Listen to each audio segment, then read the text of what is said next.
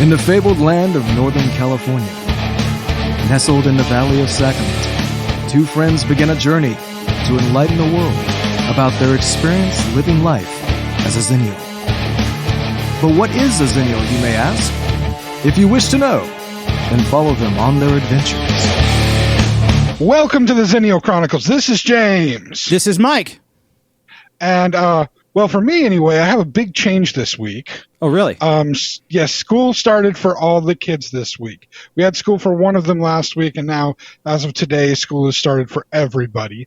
And over the summer, I was able to pick up another laptop for the house because we had picked one up a while ago. It was mainly for my wife's usage, and then that's what I've been using for getting in connection with you to do this podcast. Yeah. And having to hide in mine and my wife's bedroom as the only real quiet place to do the podcast. Well, we had picked up another computer for me to be able to do school, and just in case we needed it for the kids. I am glad that I had that foresight, because for two of my kids, their schools do not have Chromebooks yet to give them to do their schooling from home. Okay, understood. And they won't be getting Chromebooks until October because of the massive back order on them. Oh, really? So I'm very glad that I got another laptop, because one of the kids, the one who started school last week, he got a Chromebook from his school, because that school had already been using Chromebooks for all kinds of stuff. So he was set up, he was good to go, and he's been good to go.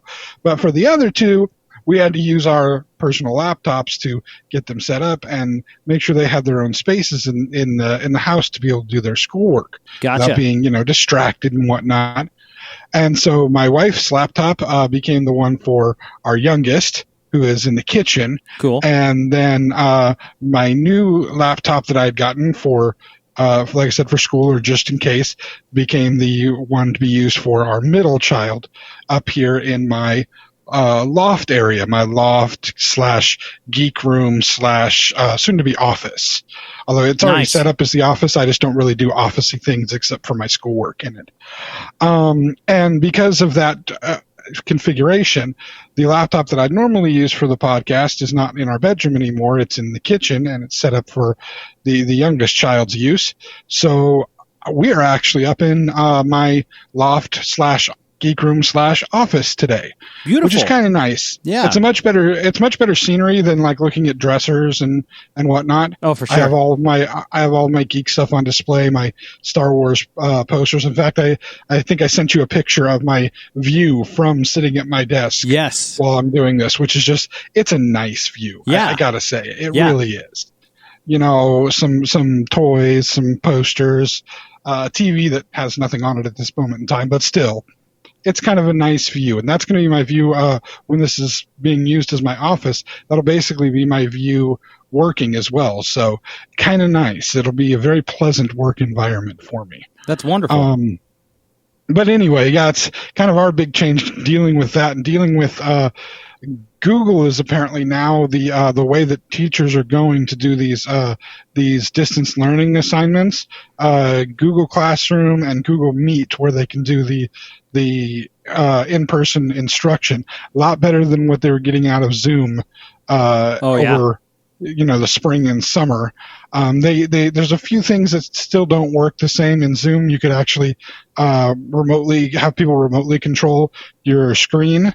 So like teachers, if they wanted the students to interact with something on the screen, they could remotely give the student control, and then from their computer they could do stuff on the screen, circle the answers to questions, that kind of stuff. All right. You can't do that on the Google Classroom stuff and the Google Meet stuff yet. Although, well, there is a way, but it's a fairly difficult way. You have to download something else and work through different things to make it happen. So right now it's not necessarily feasible, but I mean, come on, at some point they're going to upgrade it, as long as this continues going on with not only the pandemic, but of course here in California, the still burning wildfires that are graying up our skies and making it nasty to breathe. Yeah. I've been doing that today. Yeah, it's been awful. Every time I've tried to go outside, it's like, thank you. This reminds me of back when I used to smoke pipes and cigars, and not as flavorful. Not as flavorful right, at all. No, that's typically when I smoke a cigar now, I'm doing it while I'm like barbecuing or something. Right. Because I figure I'm already inhaling smoke from the barbecue. Let's just add a little more smoke on there, but at least this smoke actually tastes decent, other than like, the smoke from the barbecue as it's heating up. Charcoal briquette smoke does not taste very good. No, not at all. And I don't gas grill, sir. I'm a charcoal guy all the way. So you know what? I had to sit out there and let it go. I am only barely breaking the ice on charcoal grilling. I finally got one of those little tiny mini ones, and lighting coals is the biggest bitch in the world. And so I got a little cheat device, and I got one of those charcoal chimneys. Oh, you got a chimney? Yeah, those things are fantastic. Honestly, it's just seriously, it's an art form. Cooking with briquettes is charcoal cooking. It is an art form. It's not it's not like you set to a certain temperature and you cook for a certain amount of time. To get the heat right, to get the coals in the right thing, you really have to have spent some time doing it. Or watch somebody spend a lot of time doing it. And I was lucky enough that we lived up kind of in the woods, whatever. Yeah. And that was one of the regular cooking things, of course, over summer, because no air conditioning in a triple wide trailer. You know what I mean? Right. It's worthless to try to have air conditioning in a triple wide trailer because the walls are paper thin, so you're not going to keep any cold air in. So it was just windows, every window open humanly possible, fans blowing as much as possible, and luckily we had a lot of trees, so it was, there was at least some shade, so it didn't get too bad hot. But if you were wanting to cook anything, any kind of meat or anything that required a lot of heat to cook, you were not cooking inside during the summer. So we did a lot of barbecuing, and I spent a lot of time sitting in a lawn chair 5 feet away from a charcoal grill while my dad was barbecuing. And so I got to get a lot of experience doing it. But even when I tried it myself, alone, it took a little while before I really got a rhythm to it. And it's one of those things that really is, it's an art form that eventually you get. You get that moment of, people can try to teach you as much as they want to. You got to feel it. You have to get you. Yeah. Finesse it. I get you. And so it's just one of those things that eventually the light clicks and you'll know what you need to do. Especially each grill is just slightly different. You think it's just a grill, it should be the same. It's just a square thing with a rack in it, or a round thing with a rack in it. I can figure this out. Now each one has its own personality. Right. And there's been some I've cooked on that have been awful. There have been some I've cooked on that have been amazing. I'm lucky enough to have one of those barrel styles. It's got the big barrel and the smaller barrel on the side, so you can smoke in it as well as barbecue in it.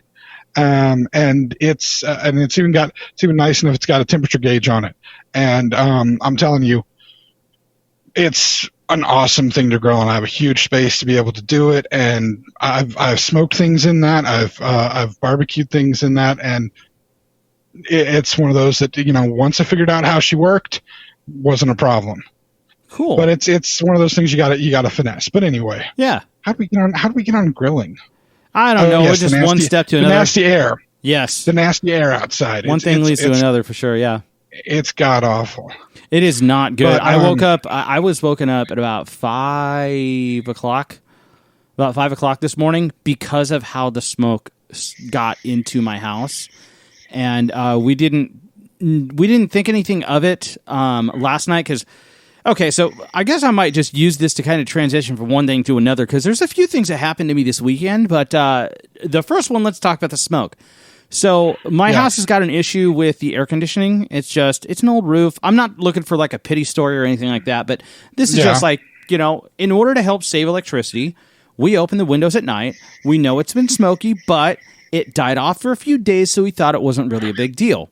So we decided. Yeah, it was pretty bad on Friday. Friday night, my wife and I were out doing grocery shopping and whatnot. Yeah, and it was pretty bad Friday night. I woke up Saturday morning with I get this thing where if I get like a really bad sinus congestion, yep, I will actually get a red line in my skin between my eyebrows.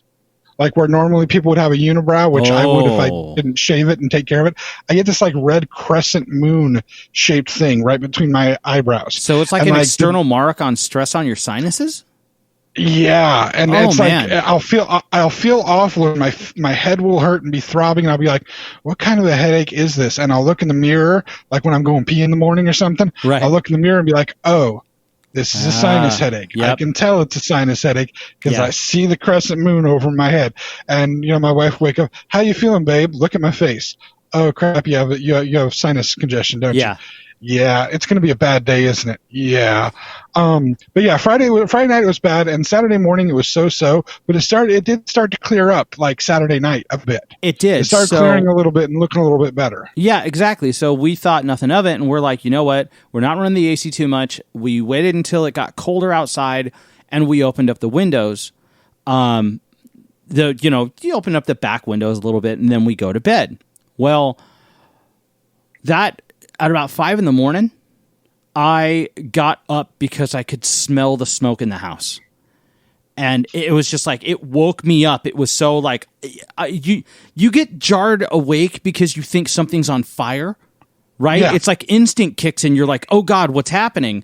And my wife she is dead asleep. All the dogs are dead asleep. Nobody is really thinking about it. And I'm like, this has to be torture on everyone. I can smell it. And I have I'm super sensitive when it comes down to my allergies are just crap.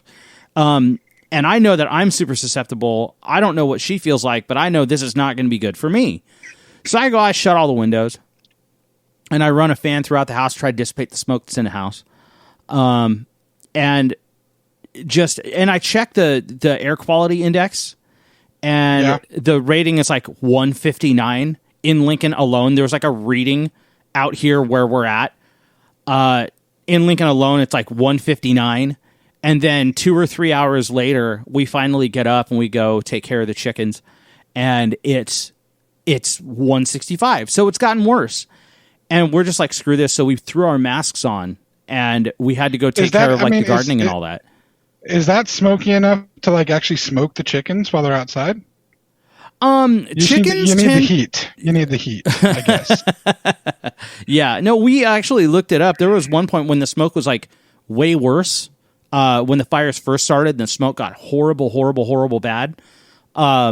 We actually brought the chickens inside, and they were pissed because, we brought them inside because of the heat wave, because the heat wave would have killed them.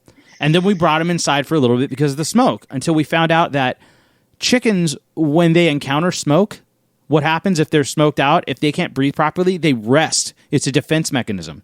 They stop doing stuff. So they had the capability of surviving through a lot of this. Okay. Yeah, which is good. That's good. I mean, they can deal with that, and eventually they'll clear out, and they'll do okay. But obviously, you do have to watch them. You got to keep an eye on them, because if it's obviously any breathing creature can die from smoke inhalation, pretty much. Yeah. Unless you're a flippin' cockroach or something, I don't know. But as far as chickens, when smoke is out in the air in the general weather, like what we have out here, they for the most part they should be able to survive, but keep an eye out, kind of a deal. But makes sense. That moves to one other thing. So in the middle of all this heat wave stuff, it's Saturday evening. Yeah, we did this like last night, Sunday night, that we opened up the house a little bit because we didn't really feel the smoke too much or smell the smoke too much. So it seemed okay. But this earlier weekend, we did a little bit of rearranging here. So I've been in the room, in one of the spare bedrooms that we have in the house. We've been using it for a video game room. And Tash and I doing the gaming stuff. Yeah. So we had one bedroom that was dedicated to a video game room. Well, I've got a recording studio out in my garage. And unfortunately, the garage is not it's very weather susceptible because of the, because it's hot as damn hell in the summertime. Exactly. And it's, I mean, when we recorded out there last summer, we would have, he would have a air conditioner that he's got sitting in the window. That air conditioner would be cranked on to full. And then the second we started recording, because of how loud it was in the small confined space. He'd shut the air conditioner off. We'd record until our break, and then pop on that air conditioner again and go inside for a few minutes to try to cool down before we came back out and cool the room a little bit from the air conditioner before we came back out and tried to do a second half of the podcast, because it would just get massively hot in that thing. Yeah, it'd get stupid nasty. And if you watch any of our, or if you see any of our stuff on YouTube, or you go check out the YouTube page, there are a couple of videos that do have the studio in it. And then if you watch any of Mike's ruling note stuff, he has a few shots in I think each video of him in the studio. Yeah. It looks like it's a studio with like the foam egg crate stuff all over the wall, that's his studio in his garage. So y'all have seen it before. Speaking of which, the few videos that I've posted for this, when we've had to miss an episode or anything, for this, almost all of those I have filmed up here in my loft area. So people have seen bits and pieces of it before. But anyway, continue with your moving situation. You had to move some stuff around. So yeah, we were moving some stuff around because the two of us had a conversation. I have been stuck in this game room doing all of my recording stuff, the podcast stuff, just because it's been so hot in that studio, I can't sustain being out there. So the two of us had a talk, and we decided to move all the gaming stuff into the living room area, which is nice because the living room is huge, and we basically decided to like bisect the living room and move all the gaming stuff out there, and I'm going to recommandeer this room as a recording studio, which is going to be awesome. Actually, I think that's a really good idea because you don't necessarily have any of the worries of like little hands grabbing your stuff. Right. And I will say this much, having been at your house a lot in the last year and a half, the living room was nice, but somewhat bare. And to add all that stuff out in there will add some flavor. There's a few pieces of flavor. You had the one wall with all the Star Trek-y stuff. Yeah. But it was limited amounts of flavor in the front room, and I think that's the room that thing is that little room is your game room, and it's a small room. Yeah. To like have guests go over and hang out in that room and do stuff is like not really. It's not. You can get like two people in there with one of you. Yeah, exactly. 3 people max maybe in that room. Exactly. Whereas being able to bring the majority of that stuff out and put that stuff in an area where everybody can kind of have a look at it and have some connection with it. Yeah. I mean, I've had to pare down, like some my loft space was huge open space until I commandeered part of it for my office area. Mm-hmm. But and so I have an office area, then I have a music area, and then I have the game entertainment area, and it really can only fit me and one other person. But like, I also don't live around many of my friends, and I don't necessarily invite people over regularly, so it's not that big of a deal to not have that much.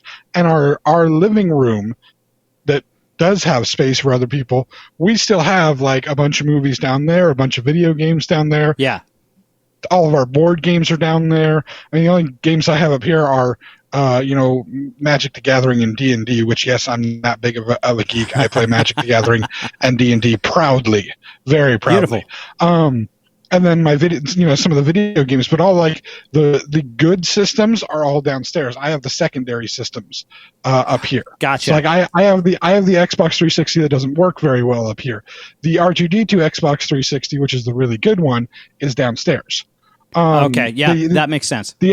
The Xbox One is downstairs because that's basically where everybody does everything. So we're able to have both of those scenarios. We have one room that's and it's an amalgamation of the things that I love and the things that my wife loves. So it's kind of all together our room to do things in, and then this loft is basically just my stuff. Interestingly enough, our bedroom is basically her stuff. So much Wizard of Oz stuff. It's kind of weird. That's great. But no, it makes sense, and I think it's a good move for you to move all that gaming stuff out into where people can see it, people can use it, and that's where you're doing the Chronosode games stuff is out in the living room, right? Yes. Where you guys are doing your show for recording playthroughs of the games. Yes. So it makes sense to have all the stuff out there in one location, and I think the upside is, I'm sure you're leading into this, so maybe I'm going too far, but you have the ability to still, I'm sure, take some basic equipment out to the garage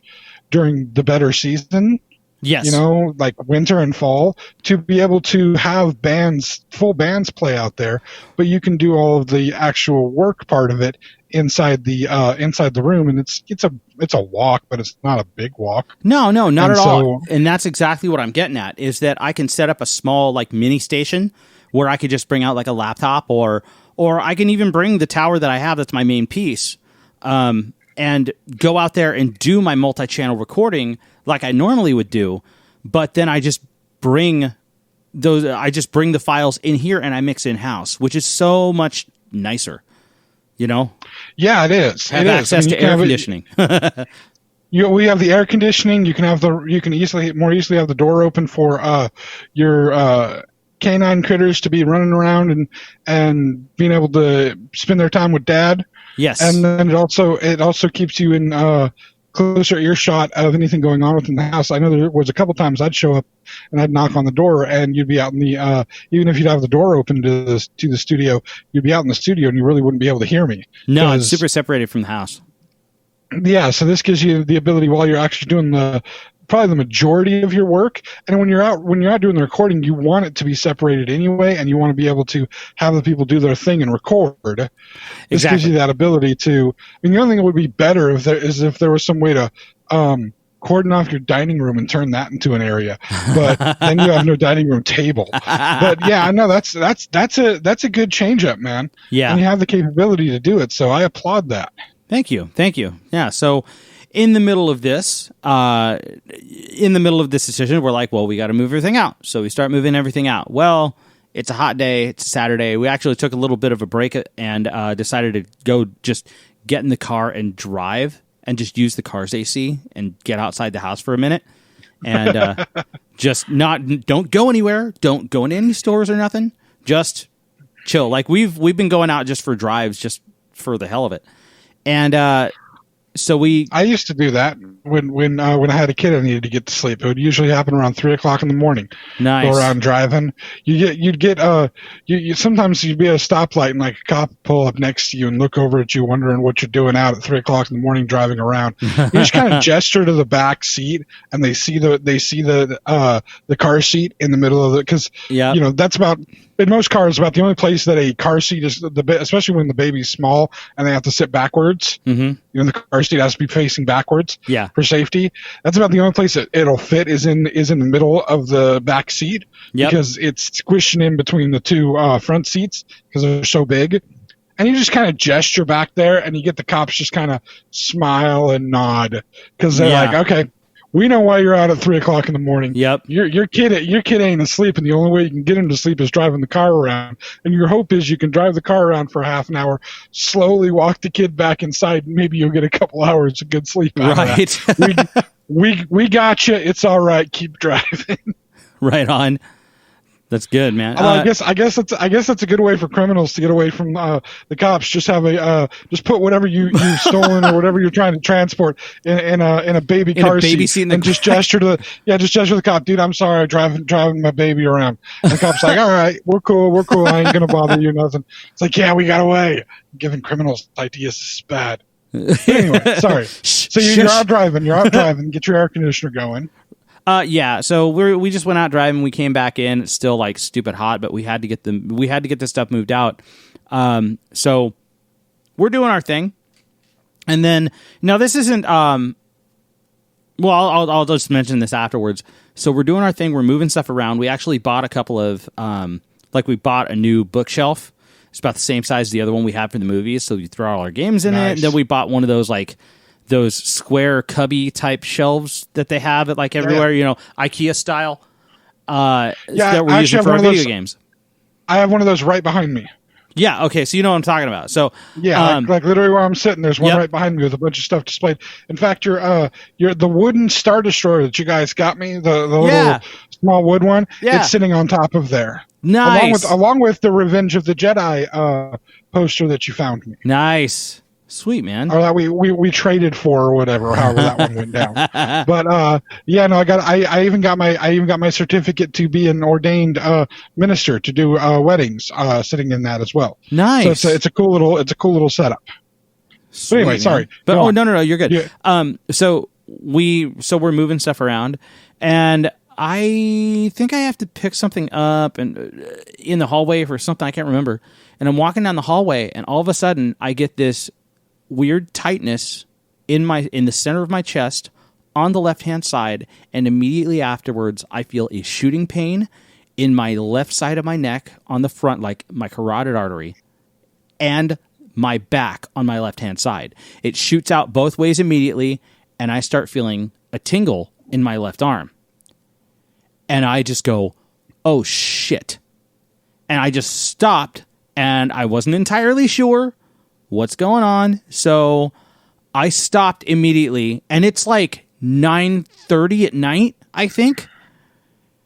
And I stopped, and I just said to my wife, I was all, don't freak out.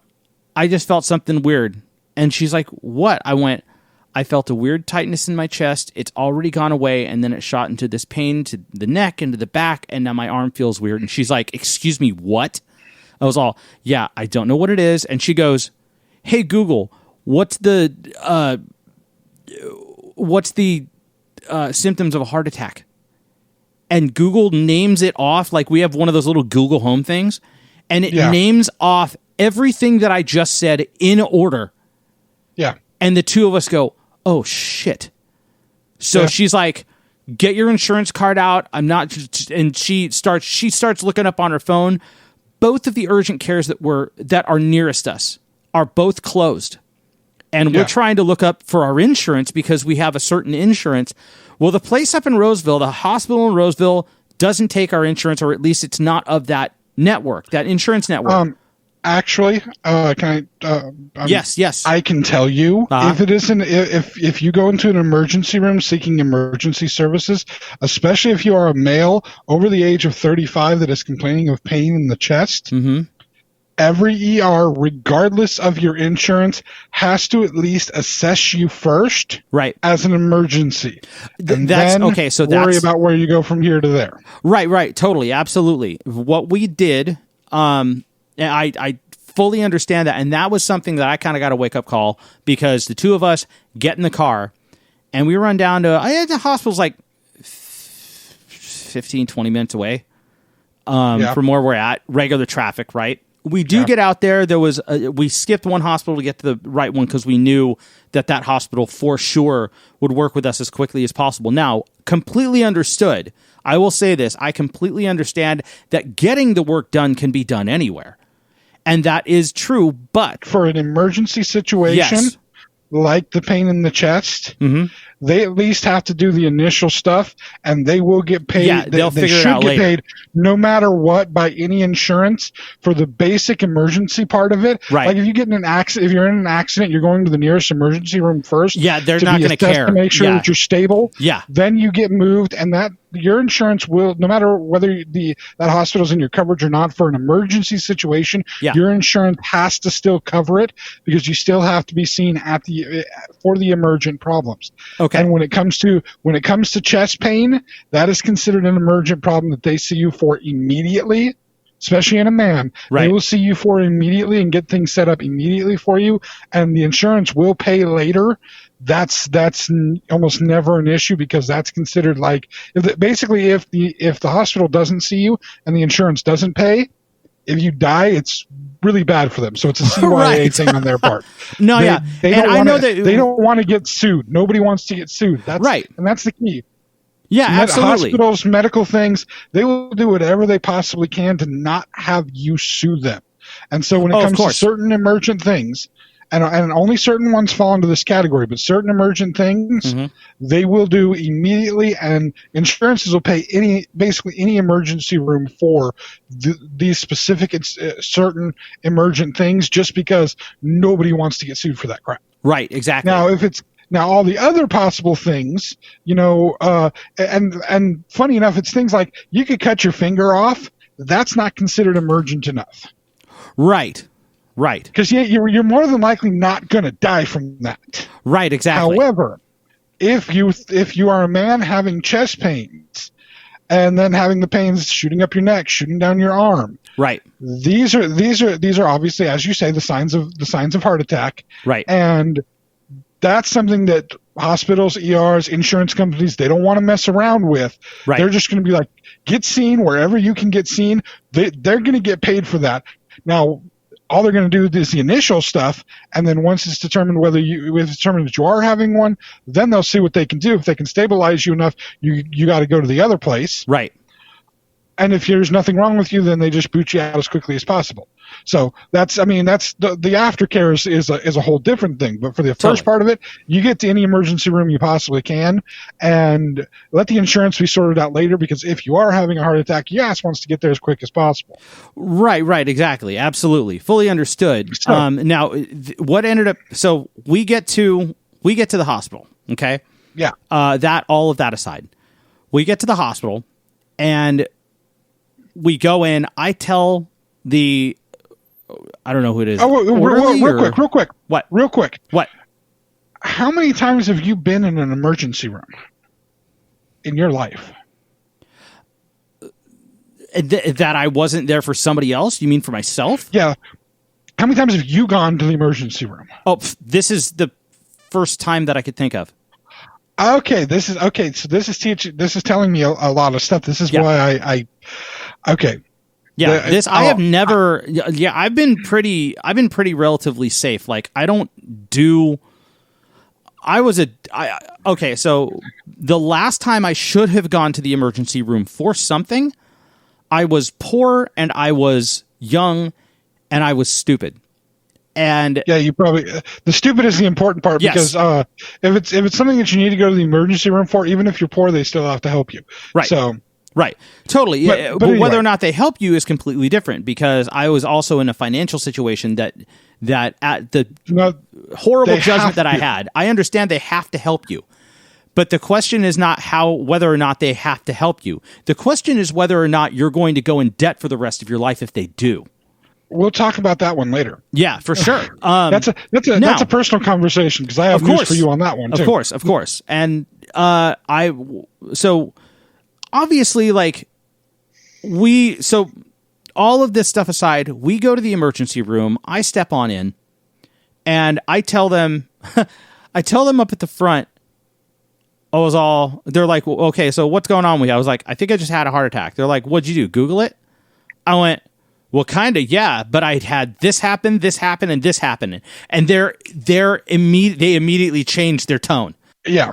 But the guy sitting at the front is just like, oh, okay, let's get you on an EKG. I was all, yeah, thanks. Okay. I'm not. Okay, yeah. we're gonna take a break here because we're at our break time. This is a good spot to take a break. Okay. And I actually have some information for you regarding as to why that was the way that it was responded.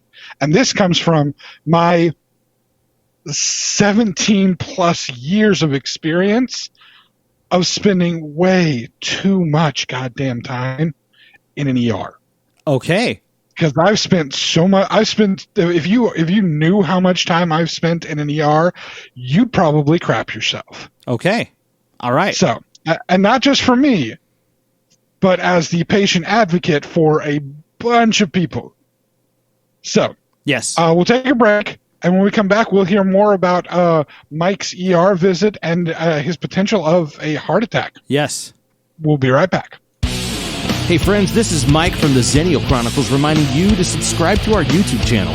You can also follow us on Twitter and Facebook at Xencron, spelled XENCHRON, to keep up to date on all things TXC.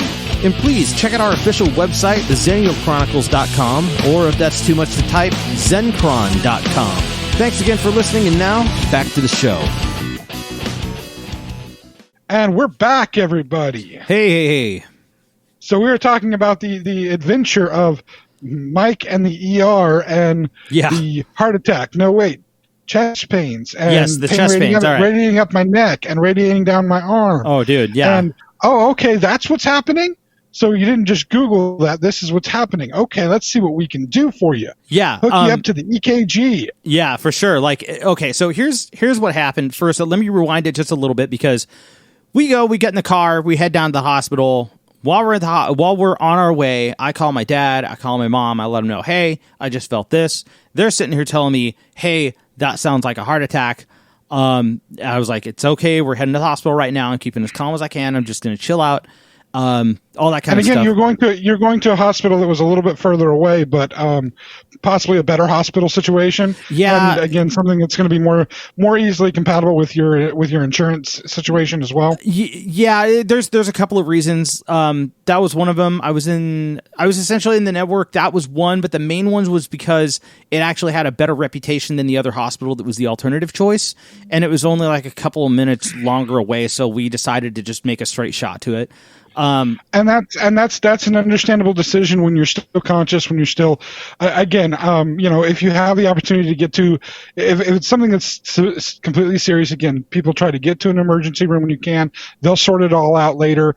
But this sounds like it was a good decision on the part of you were still conscious, you were experiencing this, but you have maybe had the time to be able to be a little choosier about the hospital experience. Yeah. And make sure that you get a better hospital with with an easier setup for your insurance. And again, your wife does work in the field. I'm sure she was one of the main reasons why you chose to go to the better situation. Yes. And she would know that she would know very well that yes, you can go to any ER, you can get any of these things done anywhere, but if you have the ability to be in the better situation with a better hospital, take that. Yes. So smart decision on her part. Yes, absolutely. It was a really good call on her part. I honestly she made the experience easier by a long shot.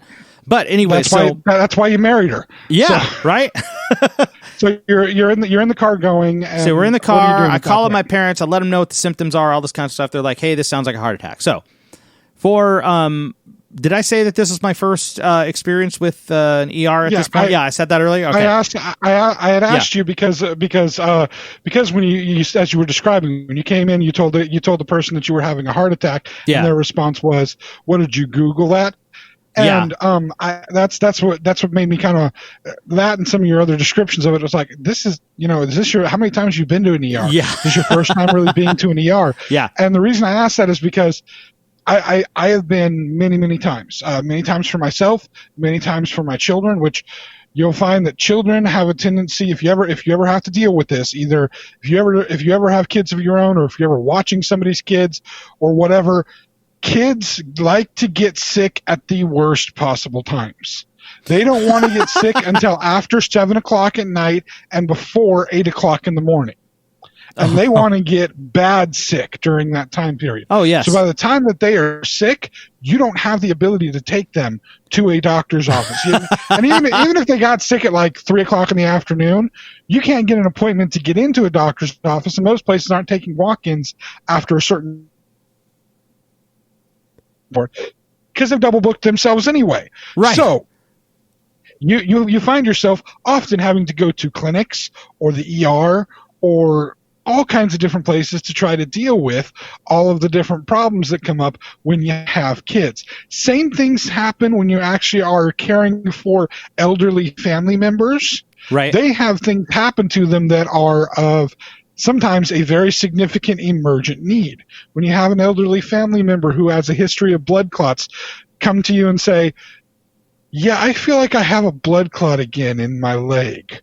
You take that one seriously, and you get in the car and go to the ER immediately, where you find, even though the person's been on blood thinners for 40 years, they have blood clots in their legs, and they should not have them. Right. And so you have to go through a whole bunch of medications and extra this and extra that and change the medications that they're taking and a whole bunch of stuff, because those blood clots basically could kill them fairly quickly, if not instantly. Definitely. And so you have those experiences, all of these experiences, of course, mine, that I have dealt with in the many times I've been to the ER.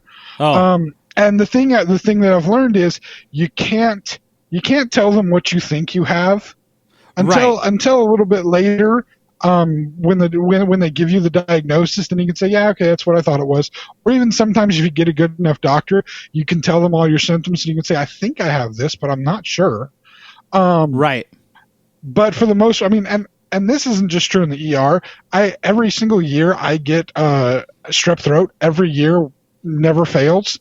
And every time I go into just set up the doctor's office visit to go into the doctor's office, I go in there. They're like, "What's wrong?" "I think I have strep throat." "Are you sure?" "Yes, I'm positive. It happens to me every single year. Well, we'll have to do a strep test. Go right ahead.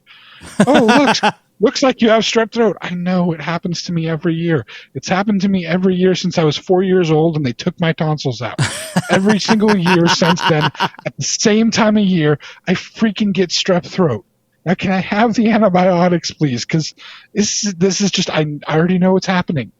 And they still, after years, they still don't listen to me. And the funny thing is, I don't know why I keep beating my head up against the wall with it, because they're never going to listen to me. But it's like, I know what I have. I know exactly what this is. This happens to me all the time. But yeah, when you tell them what you think you have, they actually, especially in the ER, they're almost conditioned to look at you as somebody that's either seeking drugs, seeking a permission to get off of work, or seeking a medical diagnosis for some other reason that they consider nefarious. It's when that's understandable. And that's the thing is, if you say something like that, they're thinking, okay, either you're trying to get this trying to get some kind of medication from us, some kind of drugs from us, or you're trying to get us to sign some kind of paperwork for you to get out of your work, or to help you with like a Social Security claim, or some kind of a thing where you're having a special reason, especially for a man coming in. And I mean, you are a fairly decently built guy. You're not too overweight. You got a little bit of belly pudge, at least last time I saw you. Yeah. Probably may or may not have some more with all this being at home. That came up a little bit. Yeah. That increased a bit, and I thought it may have been a contributing factor to what I had, what, had been going on. But at the same time, please continue. But I'm just saying, you're of an age where this is something that you would, there are those people that would say, oh yes, I've had a heart attack, and they're trying to get something out of it. Right. And so when you say that, they're not as inclined to listen to you, because they're automatically trying to think you're trying to trick them, trying to dupe them in some way, shape, or form. Of course. But then when you say your symptoms, and specifically there is one symptom that you said that they are legally required to react immediately to. Numbness in the arm? No, pain in the chest. Pain in the chest? Okay. If anybody says that they have pain in the chest, but specifically if a man over 35 claims that they have pain in the chest, they have to respond to that immediately. Yeah. Because if they do not, and anything does happen to you, again, this is where we're in the lawsuit scenario. So They have to respond immediately to the pain in the chest. And of course, the very first thing that they do is the EKG. Right. That's fun, isn't it? That was interesting. It was really interesting. Explain the process for people who don't know. Okay, so before I get too far into that, that's kind of what was going on. So I did kind of almost self-diagnose myself, kind of on accident. And it was only because I kept repeating over and over what I was saying. It was like, well, it sounds like this. And so that's kind of what it led to, as far as that was concerned. It does exactly. You get tired of telling people symptoms. You get tired of telling people those symptoms because it works your anxiety up to describe it again and again and again. But so basically, you're right. We got through all of that. As soon as he heard those things, he's like, "All right, we're setting you up. Give me your ID. Let's go ahead and get get you signed in real quick. Okay, you're cool. Head back to the EKG." It was like immediate. It was before I was done signing my paperwork. They're like, "Get on back there." I'm like, "Okay." That chest pain thing, like I said, that's their key words. They hear those words, they are going to push you through as quickly as possible. Because if you are having a heart attack, it can drop you instantaneously.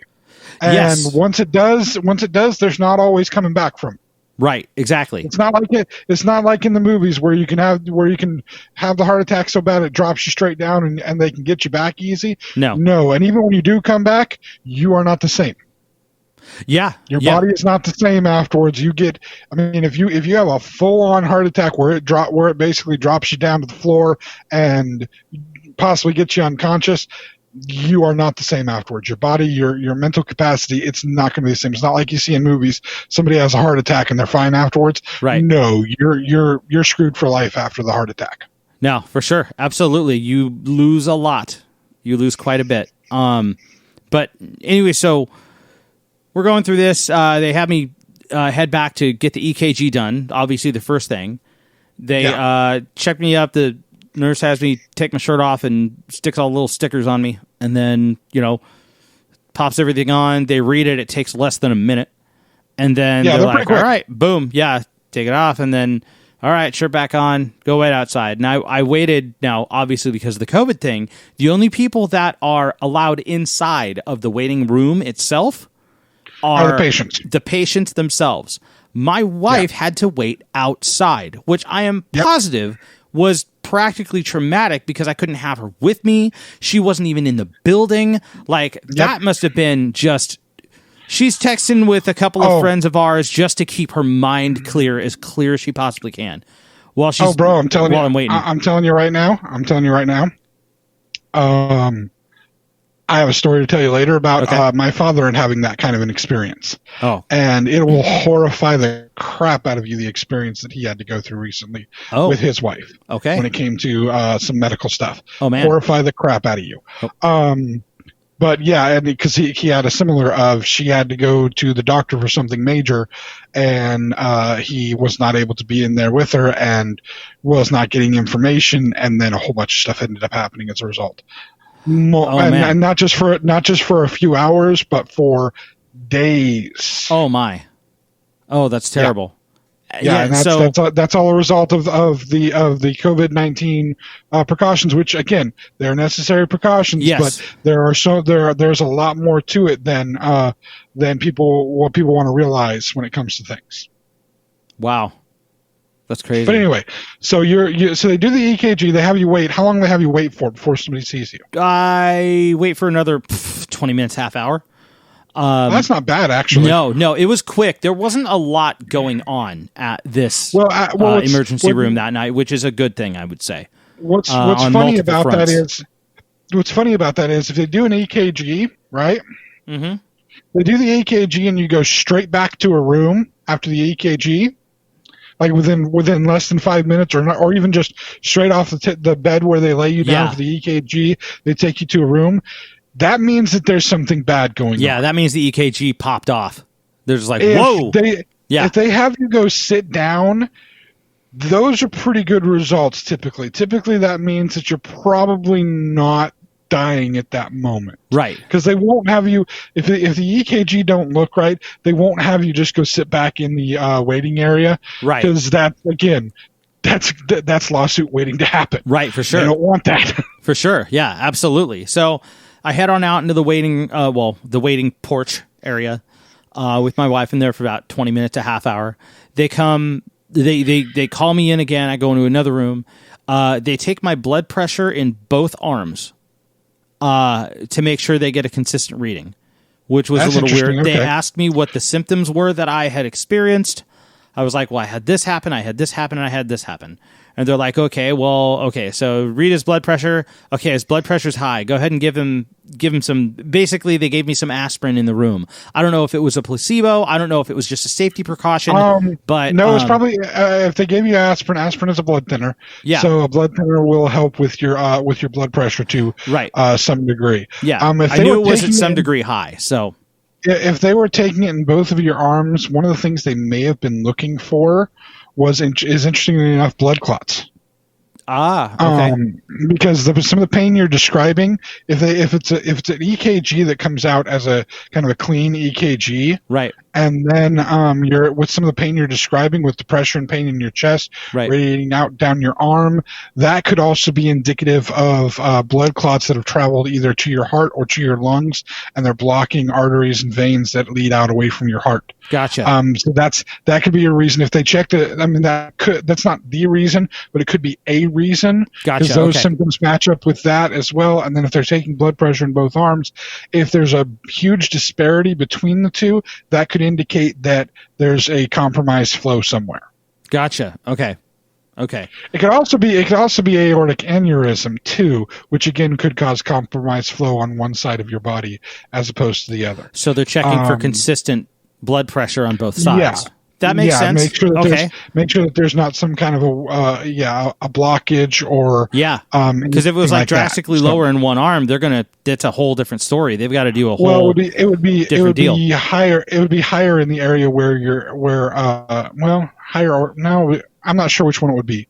But yeah, if there's a drastic difference in pressure, then they can look to maybe that type of an issue, a blockage. Yeah, type I think my systolic was only like a difference of 2, like on either side. Anything slightly higher on the left hand side than the right hand side. I was reading like 141/85 on my right side and 143/86 on the other side, or something like that.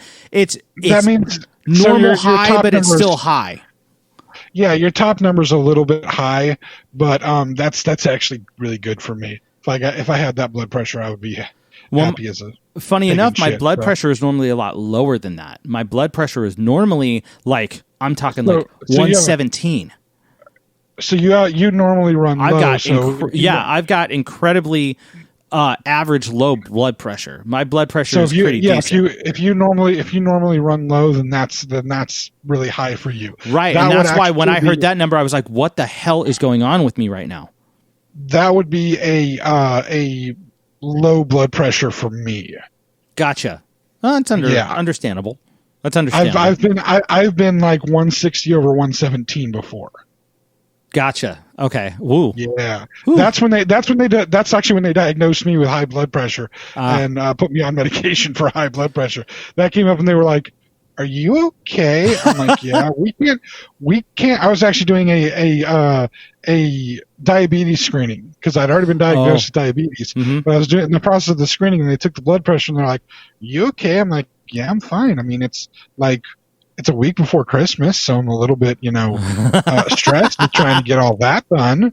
And they're like, "No, your blood pressure's really high." And they told me, I'm like, "Yeah, that is high." I mean, I was around, like the 130s and whatnot. Yeah. And 135/85 was pretty normal for me. And they're like, "No, this is really high. We can't let you leave here until you talk to another doctor." And I'm like, "Okay." And the other doctor took it again. It's like, "Yeah, it's still high. Are you all right?" I'm like, "Yeah, I'm just stressed about the holidays." Yeah. "No, this is too high for that. We're going to put you on blood pressure medication." "Okay, sure. Give me another pill to take every day." All right. But anyway, so you have the high blood pressure. They take some of your blood. Part of that is because there are enzymes that would be in your blood if you had a cardiac event. Yes, and they were testing for if those are visible. I did know that they were testing for it, and I was a little. I hate having my blood drawn. It's one of those things I hate, but I don't really fully mind because I know what's behind it, so I'm cool. Like I'll be chill in the chair, but I'll just be hating it the entire time, kind of a thing. I'm not like really afraid of needles. I just don't like them. That kind of a thing. So I used to be that way, but once you get one of those lifelong diseases like diabetes, I got to get my blood drawn. Used to those real quick. Yeah. Yeah, I get my blood drawn every 6 months. I have to. I don't have to daily check my blood sugars because I have changed my diet and I'm on medication that regulates me good. My A1C, which is the thing they find in your blood that checks your sugar over long periods of time. Yeah. My A1C is still within a good range for somebody that's diabetic, so I don't need to do daily blood checks. But when I do feel a little off, I have my machine be able to prick my finger and check my blood to see where my sugar level's at and whether I need to not eat or eat. You know what I mean? Yep. Understood. Fully understood, man. But we did. So where was that? Oh, yeah, that's right. After that, I waited another half hour-ish, and then they went and took my blood, and that was a whole different room. Yep. And then they're like, "All right, we'll get a reading on your blood in about, 30, 40 minutes. It was like, "All right, cool." Wow, their lab works quick. Well, except that I waited for 2 hours for it. So I'm going to tell you right now, you probably didn't have a heart attack, but I'm guessing you're getting to that point because they don't let you wait for 2 hours if you have a heart attack. They bring me into the back of the room. I go check it. After about 2 hours of waiting, I finally come up to the front, and I'm like, "So I was told it's supposed to be about this long, but it's been this long." And they're like, and so they check. He's like, "What's the name?" "Okay, cool." "Okay, yeah, no, it looks like you're about to be it looks like you're about ready to get discharged. Let's get you hang up some paperwork real quick, and then we'll have the doctor will call you and let you back. And so, again, while I'm doing my paperwork, I get called into the back. And then the doctor straight up, like, so I'm sitting in the room, they take my blood pressure one more time, and it's still pretty consistent. It's about 140. And so they take, so I wait there for another 15, 20 minutes. And the doctor who was originally talking to me about the symptoms and when I first had my blood pressure taken after the EKG, she was the one that saw me. I was like, oh, okay. So she's doing her thing. She comes back and she's like, okay, we'll get your paperwork, your readings. I was like, yeah, but what happened to me? Why am I here? She's like, well, I was like, what happened to me? Like, did something happen to me? And she's like, not that. I was all, I came here because what I was feeling, I thought I had a heart attack. And she's like, oh, you definitely didn't have a heart attack. I was all, what? And I just finally, I was like, immediate, like full weight completely off of my shoulders. I was like, thanks for letting me know. I mean, it's now, don't get me wrong. Cause I feel like, first off, I feel like one of the lucky ones on multiple accounts because first off, I didn't have a damn heart attack, which is awesome. Yeah. Second off, they were able to second off, I only waited for like 4 hours. Dude, sometimes the readings don't come back for days. Yeah. And so you don't really know. Again, when it comes to the chest pain stuff, they try to push those through as fast as possible. Yeah. Because again, they want to weed out people who are having a cardiac issue at that moment and people who are just experiencing possibly random pain or other things. Yeah. So did they give you a diagnosis of anything?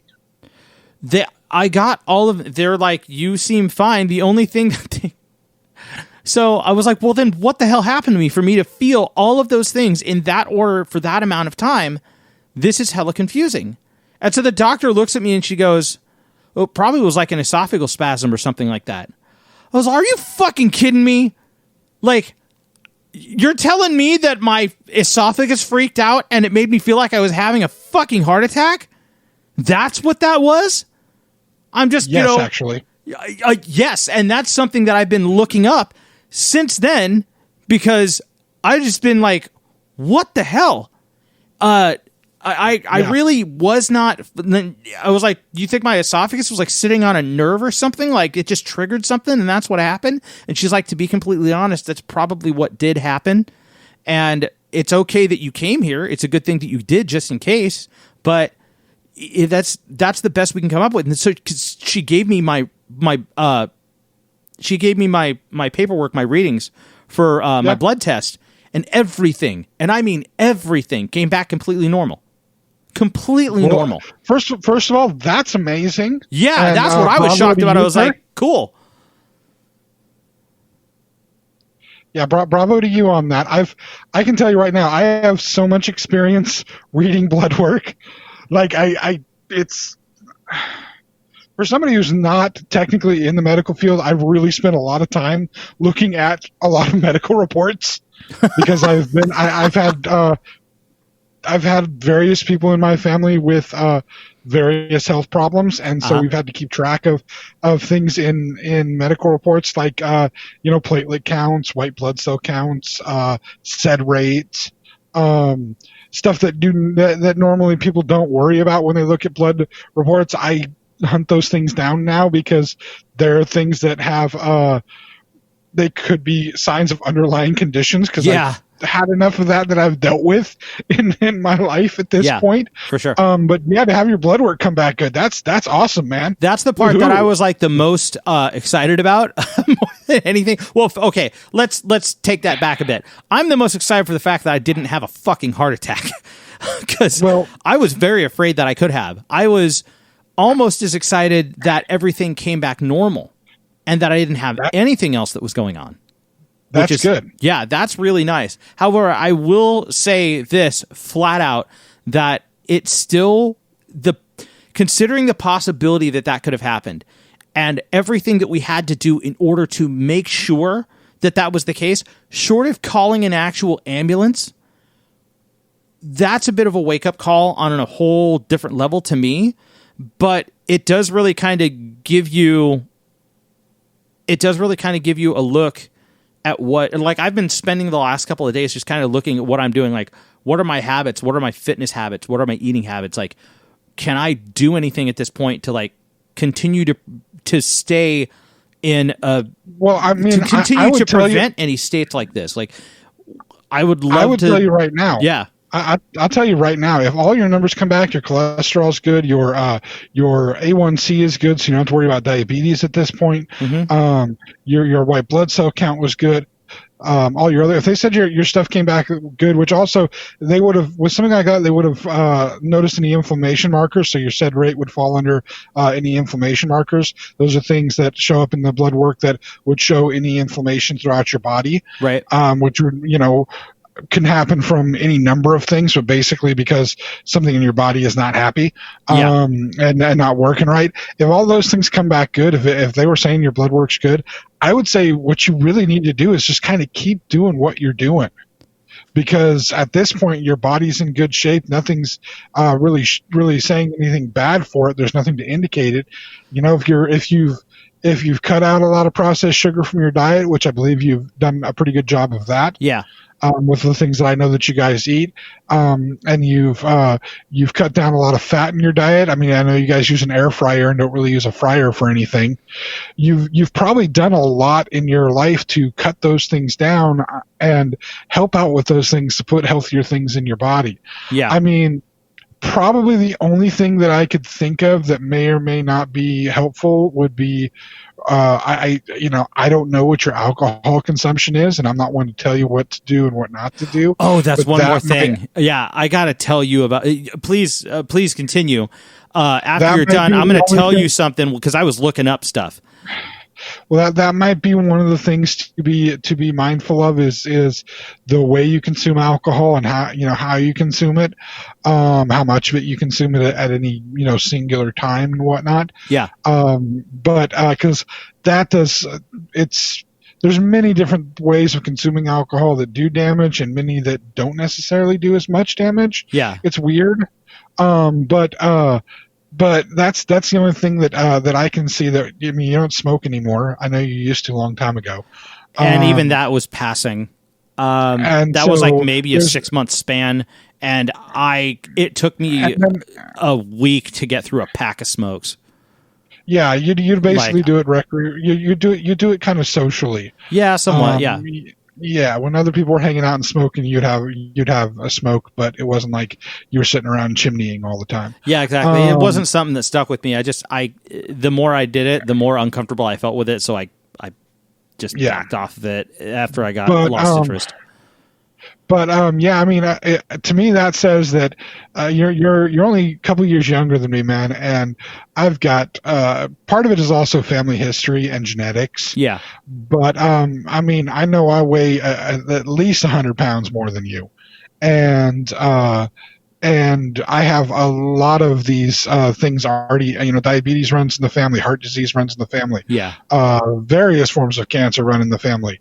High blood pressure runs in the family. And these are all things that, the diabetes and the high blood pressure, these are things that I'm taking medication for daily. High cholesterol as well. Although my cholesterol has come down because I've again cut a lot of greasy, oily foods out of my diet, and I'm eating more healthy, oily foods. Mm-hmm. If that makes sense. I'm eating things with like omega-3 fatty acids, and I'm using healthier oils for things. So I've done over the last, since I got diagnosed 4 years ago, I've done a lot of changes in my life to try to mitigate some of those things. I've cut out a lot of processed sugar. I think on a daily basis, the only sugary stuff that I have is the creamer that goes in my coffee, and I don't even use sugar in my coffee. I just use a little bit of the creamer, and that's basically it. That's otherwise I don't really drink soda anymore. And I say really, like if for some reason we do have a day where we go out to get food to eat, if I'm going to be eating it like in the car or at a restaurant or whatnot, then I'll get a soda. Yeah. But if I have food at McDonald's, I'm gonna get a soda. There's nothing else really to get to drink. If it's a sit down restaurant, I'll probably order water instead of a soda, just because it's one less thing of calories that I have to deal with, one less thing of sugar. But otherwise, I've cut most of that stuff completely out of my diet because it's just, not worth it. I can maintain my diabetes with just a single pill a day, and my numbers stay good, and I don't have to worry about it doing damage to myself. You having that kind of good blood stuff, man, your good blood work, just keep it what you're doing. Maybe increase your physical activity some, but Yeah. it does give you that moment. It does give you that sobering moment because It does. I know this when you have that reaction, you feel those feelings, and you think, "Am I having a heart attack?" Especially for a man, because that's such a bit. It's been so ingrained into us that men are going to die from heart attacks. Yeah. And in fact, I just want to add, I've cut myself down. By the way, I used to be known for my love of bacon. Yes. I mean, you know me for my love of bacon. Of course. The only day I ever eat bacon anymore is on Sundays, and I take half a pound of bacon and cook it up for me and my son, and we share half a pound of bacon basically together. All right. That's So cool. I get a quarter of a pound of bacon a week. Yeah, and once that's a all I week. get. Yeah, exactly. That's Once a week. It's my treat on Sundays. I treat myself and my oldest son, because he's the only one of the kids that likes bacon. I don't know why. They're the other two, something wrong with their food stuff. But anyway, he's the only one that likes bacon, and him and I get a treat every Sunday. I get to have waffles and scrambled eggs and bacon, and usually I make it into a giant sandwich. nice. And that's my Sunday treat. The rest of the week, I'm eating like wheat toast and scrambled eggs for breakfast. There you go, man. That's good. Because those are all healthy things for me to eat. And my wheat toast it's not even wheat toast. It's like 9-grain bread or 12-grain bread, something like that. So it's got the seeds and stuff in it. Yeah. But hey, I love it. Toast it up. I even bought a brand new toaster. His name is Steve, and he does the long slices. Nice. Yes, I named my toaster. It's a beautiful toaster. It's the most money I've ever spent on a toaster in my life. But you can put the long slices of bread, and it's one of those breads that's like the bigger loaves, the whiter loaves, so it's got the long slices. Yeah. That's what I have for breakfast regularly. So, I think the things that you've done already, just like things that I've done, they help mitigate some of it. I mean, I said I'm Yes. 100 pounds heavier than you, but I've also been the exact same weight for 3 years. Nothing has changed. Ah. I haven't gained any weight. I haven't lost any either. But it's like my body has found a little bit of a homeostasis at this weight. And I eat healthy. I can say I feel good about what I'm eating. And the thing is, I think for the most part, you feel good too. And you have taken steps, even in the last year and a half since we've been doing this podcast, almost 2 years since we've been doing this podcast. There have been some changes in the way that you and your wife have eaten foods, have done things with foods Yeah. a lot healthier, a lot more. I don't know necessarily specifically going organic, but there's a lot less ingredients in the things that you're doing. Guys, you're using more natural and unprocessed things. And I'm not saying if that's all people can afford, don't get those things, because make sure you still have whatever nutrition you can get in your bodies. But if you have the capability to eat a little bit better, to buy a little bit better types of food, Yeah. then do that as much as possible. Yeah. Because it's part of the cycle of poverty in this country is the inability to buy really good, healthy food. You still need to feed your family. You still need to feed yourself. So buy what you need to. When you have the ability to buy a little bit better, buy a little bit better. Eat the better food for you. Make yourselves healthier. And I think you've done that. And here's the thing.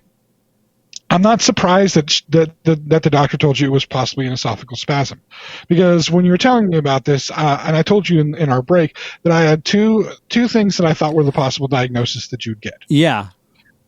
First one would have been an anxiety attack, which all those symptoms would fall under anxiety attack, but you weren't doing anything that would have caused you to have one at that point in time. So that didn't seem exactly right, but who knows? Maybe just the moving things out of that room and whatnot might have triggered it. The second thing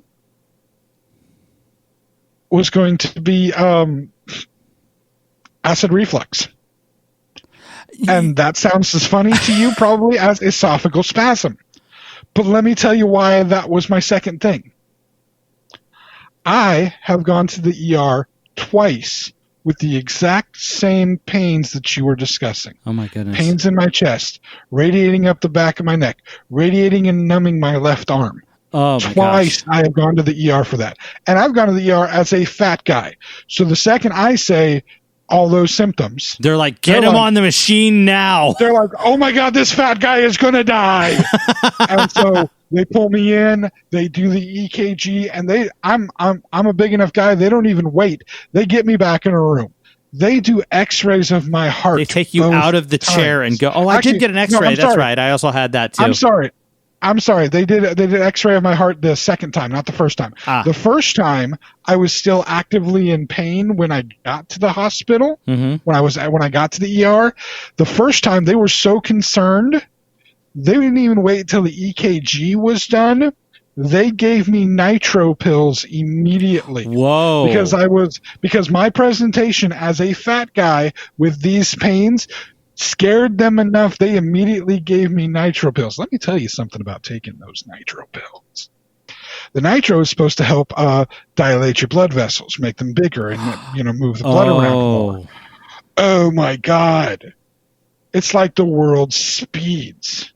And I've never done any of the drugs that make the world go faster. I've never done meth, anything like that. Never done speed. Never done any of these things. But this is what I would imagine drugless me, what it would be like being on any of these things. Because like everything's in hyper focus and moving faster.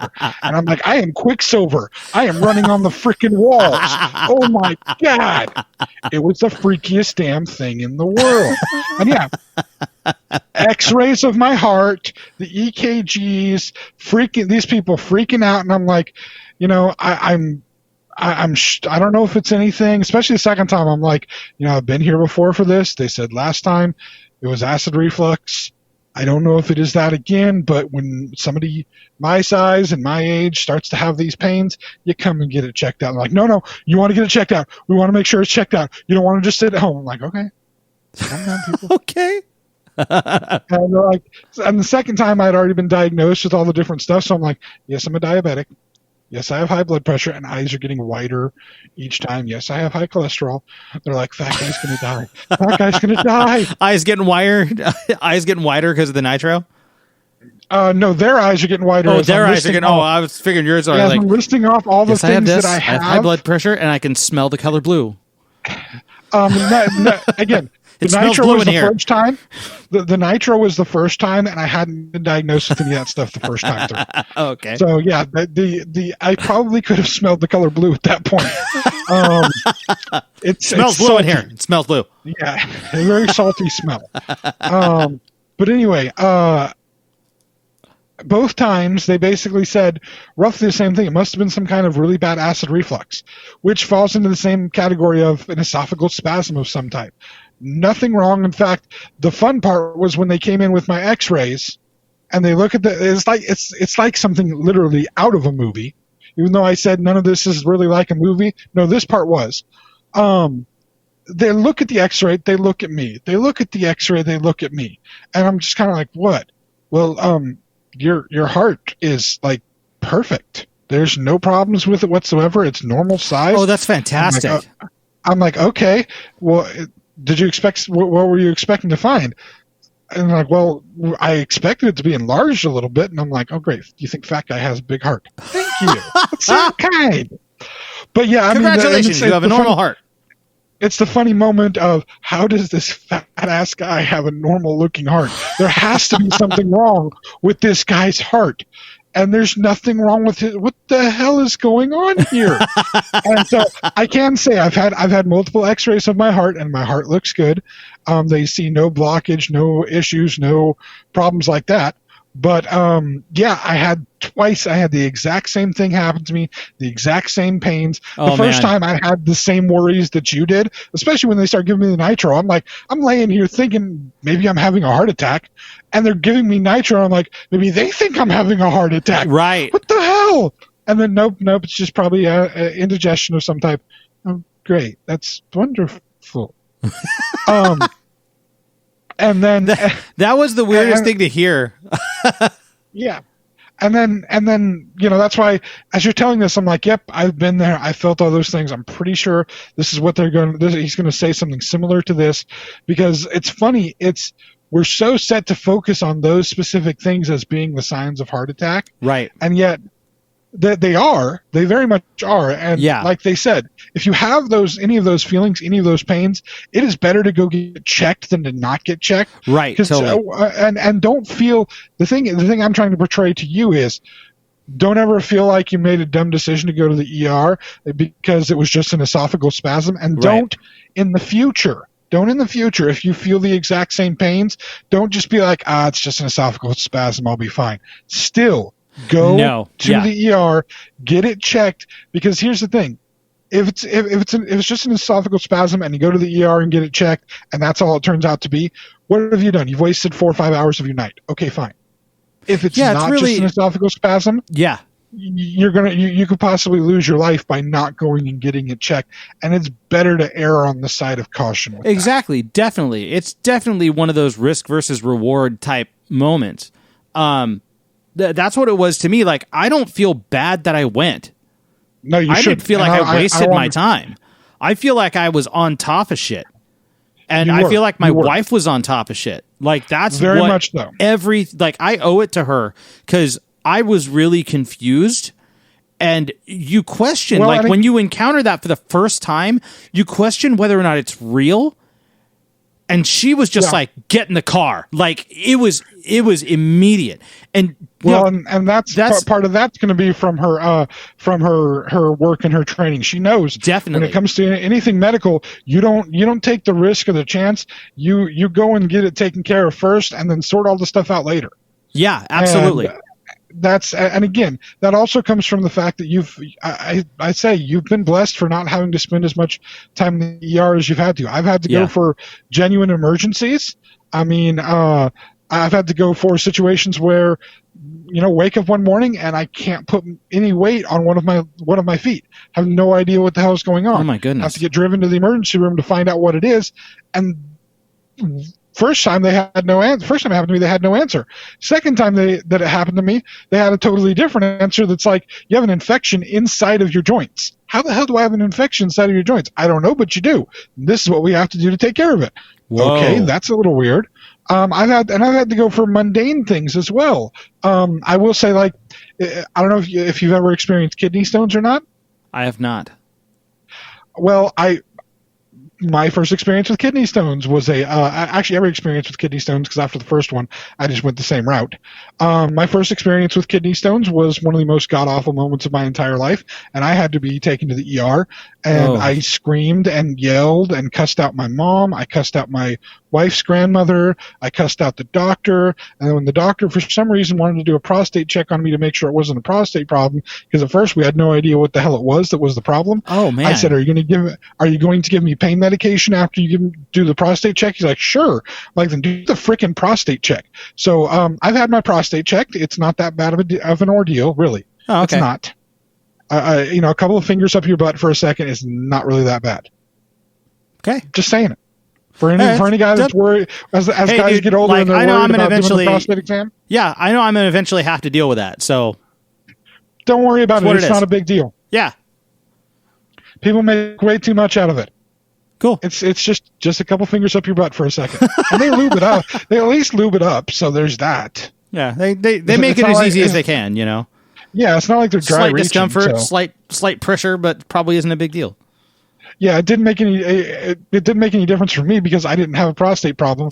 I had freaking kidney stones, and like I said, I cussed out everybody until they gave me medication, and then I was flying in the air. Dude, I had a friend who was in his 20s, and he ended up having a kidney stone, and it was the most major thing, and he went to the hospital because he had this horrible pain. He didn't know what was going on. Oh yeah. So his doctor finally was just like, let's do an x-ray. Let's get you figured out. The guy's like, okay. Doctor shows up after his x-ray. He's like, you have one kidney. And he's all, what? He's all, have you ever had kidney surgery? Did you have one of your kidneys removed? He's like, no, there's no scarring on me. He's like, you were born with one kidney. Oh, that's like, I don't even know the numbers on that. Yeah. And then after that, he has chronic kidney stones. I have seen him. He was a manager of mine at retail, and this guy would stand and stomach kidney stone pain, like working, trying to stand at the counter, and he's just I've never seen someone in so much pain trying to work through it. I can explain why. Why is that? First time you go through it, it's terrifying. Just like your experience this weekend. The first time you go through it, it's absolutely terrifying because you have no idea what the hell the pain is. The pain is so intense, and it is intense. It's some of the worst pain that you can feel. I mean, there are people who try to compare it to childbirth. I am not going to try to compare it to childbirth because I have peed out kidney stones, and I'm telling you right now, the comparison of peeing out a kidney stone to the size of the tubes that it has to go through, which, by the way, it doesn't hurt from the bladder out. It hurts from the kidney to the bladder because that tube is smaller in diameter. Yeah. That's where your pain really is. Oh. But even still, I've seen chills, the dude. Of that. Just that idea of that chills.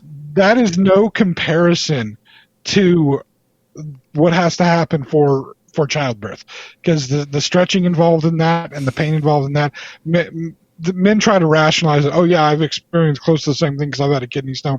Yeah, bullshit. I'm not gonna believe you on that one. But actually, it's really fun when you pee them out because you're standing over the toilet going pee and you hear a tink in the bottom of the toilet when the stone comes out. It's funny. Wow. But anyway. The first time is awful because you don't know what's happening. That's more the issue than anything else. By the third time, I went into the ER because I go to the ER for that one because they have all the testing right there on site. And it's so much easier than to go to the doctors and have them send you to the urologist and have to wait for the urologist information to come back. Just go to the damn ER. They give you the cup, pee in the cup. It looks like cranberry juice because that's what it does. Right. It makes your kidneys all nasty and bleedy and whatnot. Yeah, for and sure. You hand them that's another one of those very much like the strep throat. I go in there and I'm like, yeah, I'm pretty sure I have a kidney stone. They're like, why do you think that? Giving me that skeptical because I've had them in the past. I have a history of kidney stones. Right. I have pain here, here, and here, and I'm having trouble urinating. They're like, okay. Sure, it's not like an STD. I'm pretty sure it's not an STD. I really haven't had the opportunity to get one. They're like, okay. I mean, I've had sex with the same woman for 20 years. Right, exactly. Don't have the opportunity to get any kind of STD. Right. I mean, I guess you can technically get some of them from sitting on toilets, but I don't do that in public either. So, so you pretty much have eliminated the entire situation. And I know what the pain is because I've had it multiple times. I'm like, okay, well, we'll check for you. Like, all right. And they come in. So we're going to do an X-ray. I said, yep, I know you are. I'm like, okay, you're prepared for this? Yep. Are you in pain right now? Oh, yeah, I'm in pain. Do you want anything for the pain? Not really. What do you mean, not really? I'm like, what are you going to give me? You're going to give me something that I can't drive with because I drove myself here. So I really don't want to take anything. They're like, okay, but you're in pain. Isn't that why you came here? I'm like, no, I just came here to make sure that this is actually what's going on and that it's not something else. They're like, okay. Yeah. So they take me in, they get the X-ray, they check the pee out, and the doctor comes in and goes, and I'm like, I have a kidney stone. He's like, yeah, you have a kidney stone. I'm like, yeah, I knew that. They said that you had experienced this. Yep. Well, when I give you the pee that looks like cranberry juice, it's kind of obvious that either that's happening or my kidneys are failing, one of the two. And basically what I wanted to know is that it was a kidney stone and not my kidneys failing. He's like, well, no, it's a kidney stone. I'm like, okay, good. Do you need me to give you prescription? I can give you some this or that, whatever narcotic was being offered at the time. It's like, no. Aren't you in pain? Yeah. Well, why don't you want any of this? Because there's really no need for it. If this runs its course like all the others have done, I will be out of pain within about 12 hours or so. And he's like, really? I was like, yeah, that doesn't mean it's pain. It hurts, but I know what it is. And it's going to be awful, terrible pain for, a certain, up till a certain point in time. And then suddenly it's going to feel like all the pain is gone. That's what's happened before. That's what's going to happen. And literally, that's exactly what happens. Like piercing pain. You're being stabbed over and over again, and then suddenly it disappears. It's like the pain just goes away. And it's the weirdest feeling. So, yeah, just like, isn't the thing about kidney stones, like that's one of those things that you get it once, and it's more prone to happen over and over and over after a certain period of time. Well, it's just one of those things that keeps sticking with you. What kidney stones are is they're little formations of either calcium or caffeine. Oh, wow. And they form into these little calcified stones. And So it's calcium balls that. shredding up your kidneys and your Basically. oh my God, and your urinary tract. And so the thing is, if you're prone, if your body makes those, then your body will make those, and your body will continue making those basically your entire life. Oh, Unless you take and have one of the stones analyzed and find out which thing is contributing to it, and then stop having any of that in your diet. It's about the only way you're going to stop it, but even then you're probably not going to stop it. And the thing is, you have to have a certain amount of calcium in your diet for your bones. right. And even still, your body will leach off as you grow older. Your body leaches calcium out of your bones anyway. They're gonna form regardless. Oh, that sucks. There's really, if you're somebody that is prone to them, you're never gonna get away from them. They may be intermittent, may only happen a certain amount of time, but you're never gonna be completely away from them. Oh, But anyway, that's just some of my ER experiences. I'm glad though you got to have a first chance at an ER experience, just because I think it's an important experience to see how emergency medicine works in this country. What are the things you have to do, and then it's also important to follow your instincts. For husbands here, listen to your wives. And when you feel like there's something wrong, go and get it checked on. There's still that mythology that men are supposed to deal with our pains and our hurts and our this and that without going and getting it checked. Our physical pain, our mental pain, our emotional pain, we're not supposed to worry about those things. We're not supposed to get those things handled and taken care of. No, man, we need to get those things handled and taken care of. You definitely do. When you're hurt, go to the doctor. When the world is not making sense, go find somebody to be able to talk to about it. Yeah. When you have anger and rage and sadness and whatever that's seeping into your life in ways that it shouldn't, go and see somebody about it. Get somebody to help. Find a professional that you can talk to, get information from, and get help from. Because frankly, it's still a silly superstition. I wouldn't say superstition, a silly idea that men don't need as much care as anybody else does. We still need care too. Because if we're not taking care of ourselves, how can we take care of anybody else? Exactly. So take care of yourselves. And you did the right thing there. I'm sorry you had to be so scared, but at the same time, all good. It's all good. I'm glad that things didn't. I'm glad things weren't what I thought they were. Yeah, definitely so. And I mean, I'm very glad too, because I really wouldn't have wanted to receive the phone call of you having a heart attack and being in the hospital for recovery after that. That's not necessarily. I don't want that to happen to you, bro. No. And again, you're making good life decisions, so hopefully that's not going to. You need to get that esophagus in line, though. It's causing you some grief. I'm gonna have to figure that out. Do you have problems with acid reflux? Do you take a medication or anything for that? Every once in a while, if I have like really, really spicy food, and it sucks because because everybody likes spicy food up to a degree, right? Like I grew up, I'm quarter Mexican, so I love the hell out of spicy food. And I'm not a quarter anything, but like white guy, and so I don't do well with spicy food. Yes. I'm 100% white guy, so I don't necessarily do well with spicy food. Spicy food is one of the banes of my existence. Actually. Oh man, I grew up on it, and I still enjoy spicy food when I can get it. I definitely have a lot less of it more recently than I have it. So that probably has been a major deciding factor in that, and I kind of like reduced that as I've gotten older, because I've had, you go out, you grab a pizza, you better make sure that you've either got something or don't overeat or all that kind of stuff. Yeah. So it's what it is, man. It's all about balance. Yeah. Yeah, definitely. But anyway, thank you for sharing. I'm glad to hear about what happened for your weekend. It of course stopped me from getting to my original conversation, which was about. I know we had discussed before that Lay's had been coming out with some new flavors of chips for the summer. Ooh, I had them and I was going to give a review, but that can wait until next week because I think this was more important. We are getting of that age where we need to pay attention to these pains and these feelings in our bodies, because we never know if it can be something that is life-threatening or seriously. If it's just your throat tube going a little wonky. Yeah. We don't know. Yeah, absolutely. Seriously. Like, this is the time to start paying attention to shit. when it comes down to your body and your well-being, man. It's seriously. If we want to live another 40 or so years of our life, we need to be able to start taking care of all the things we got wrong in the first 40 or so. Yep, exactly. Now it's just good maintenance at this point, Exactly. All right, Mike. Yes. Where are people listening to us have this wonderful conversation about your perfectly functioning heart and your wonky esophagus? Well, if you're listening to us on our website, that website is Xennialchronicles.com or Zencron.com. If you don't want to type that much, that is spelled Xenchron. You could also check us on pretty much all the major podcast websites. So Apple Podcast and TuneIn and Spotify and Google and all that stuff. I hear Google is going away, but it could be YouTube again. Speaking of YouTube, we are on YouTube as well. Go search the Xennial Chronicles on YouTube to find our channel.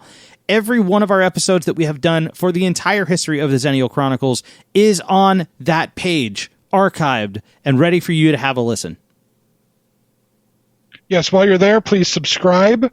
Click the bell icon so that you can get notifications when we put out new videos. And since you're on YouTube, killing some time, having nothing else to do, I would suggest checking out Ruling Note Music, Mike's page where he gives musical history lessons and advice on recording. Well, thank you. And Chronosode Games, which is the page that Mike does with his wife, where they play video games in the chronological order of the story, not necessarily in the order of when the game was released. Yeah. And try to give you history and backstory on the games, and then make you laugh while Mike fails miserably trying to play the game. Yes, that's the point, man. I am not a professional gamer, and you will know that for sure. But I would say we like to be a little entertaining while that's going along.